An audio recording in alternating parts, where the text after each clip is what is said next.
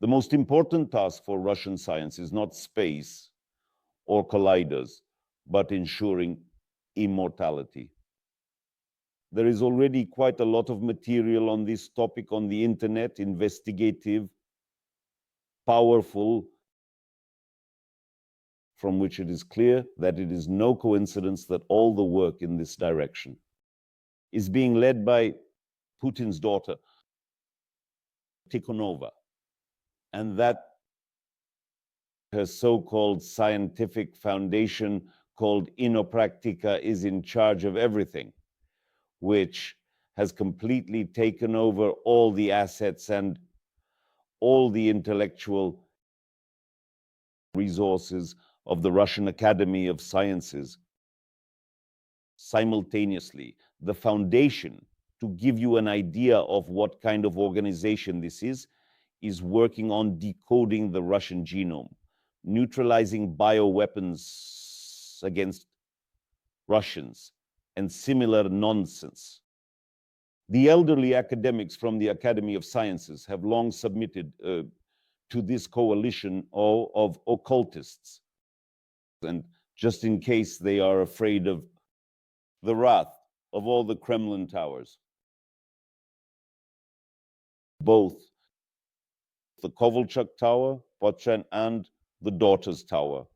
If indeed these academics are ordered tomorrow to find a way to strike with calibers, for example, at the fourth circle of hell, then the academics will immediately sit down to develop the coordinate grid of the fiery Gehenna. But in general, as it turned out, to involve physicists, chemists, biologists, anthropologists, the Russian Academy of Sciences.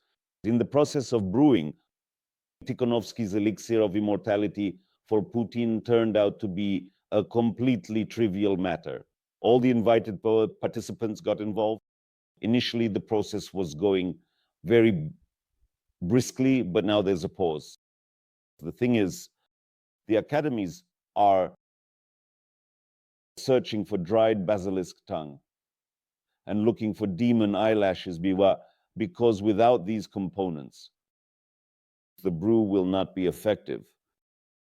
Well, it's better that no dictator has ever been born who wouldn't play such games. Of course, the best example was Napoleon, who, trusting a team of freelance Kabbalists, drank the magical concoction of cologne water for several years. In essence, it was natural cologne, a very grim, I must say, painful procedure, but the poor fellow drank it, believing that it greatly rejuvenated him. Then he would run around for half a day with bulging eyes. Hitler, yes, he also fell for this eternal bait. But for him, entire regiments of spiritists, esotericists, exorcists worked there, all the forces of the Ahnenerbe, and all were also involved in the production of such elixirs. One should not be surprised by the foolishness, the naivety of these pillars of history. It must be remembered that all these Hitlers, Napoleons and Genghis Khans, were rather dull fellows. Firstly, due to the peculiarities of the era in which they lived, and generally they were not concerned with intellectuals. There were none among them. And it ended very badly for the elixir merchants. And Napoleon somehow got drunk on cologne, lost his temper, and shot his suppliers. Ivan's fool, Ivan the Terrible. And this story touched him. He personally oversaw the seating of the promise makers of eternal life on stakes. And more or less only the guys from the NNRB were lucky.